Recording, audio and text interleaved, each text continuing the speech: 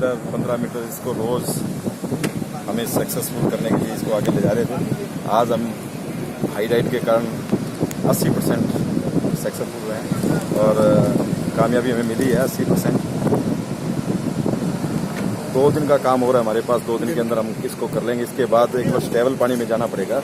Stable पानी में जाने के बाद इसकी अंडर सर्वे करनी पड़ेगी। अंडर सर्वे करके जो इसके नीचे पैच वगैरह जो इसका देखना पड़ेगा, कहीं नुकसान है जो इसके ब्लीच पड़ी है या जो है उसको कवर करके फिर इसको एकदम अंडर सर्वे करने के बाद इसको फिर जैकेट ले जाना पड़ेगा। स्टेबल वाटर के लिए भी कैप्टन ऑफ पोर्ट से आपने परमिशन? कैप्टन ऑफ पोर्ट से हमें परमिशन मिली है। एक फ्राइडे को लेटर मिला, लेकिन उन्होंने पंजिम जो एरिया का बॉर्डर एरिया का लेटर दिया था।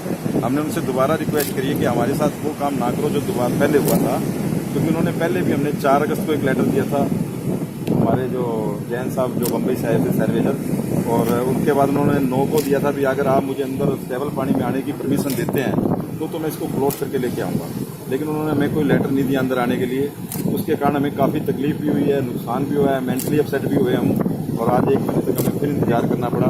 उसके बाद ABS मरीन दुबई से हमने उनको हायर किया और अब उनका सारा काम करने के बाद अब इसको फ्लोट कर दिया हमने लगभग 80%। लेकिन उन्होंने एक रिक्वेस्ट उनको डाली है कि स्टेबल पानी जरूरी है। स्टेबल पानी में नहीं जाएगा तो इसका अंडर वाटर सर्वे नहीं हो सकता, क्योंकि हम इसको अभी सी में नहीं ले जा सकते, क्योंकि काफ़ी बड़ा और नुकसान हो सकता है सी में जाने के बाद। अंडर वाटर सर्वे करने में और कितना टाइम लगेगा? देखिए, अंडर वाटर में वहाँ जाने के बाद हमारे जो ड्राइवर्स इनके आए हैं दुबई से, वो अंदर जाएंगे, वो ब्रीच देखेंगे कितना बड़ा ब्रीच है, उसको कवर करने में, वेल्डिंग में या पैचअप में कितना टाइम लगता है। उसके बाद जब ये सारा काम होने के बाद फिर ये डाइडॉक के लिए जैकेट जाएगा, जैकेट से डाइडॉक होकर वापस आएगा। लेकिन नुकसान बहुत ज़्यादा हुआ है। इसके बाद आप रत्नागिरी की तरफ लेके जाना है? हाँ, रत्नागिरी जैकेट जाएंगे, वहाँ से डाइडॉक होकर फिर वापस आएगा।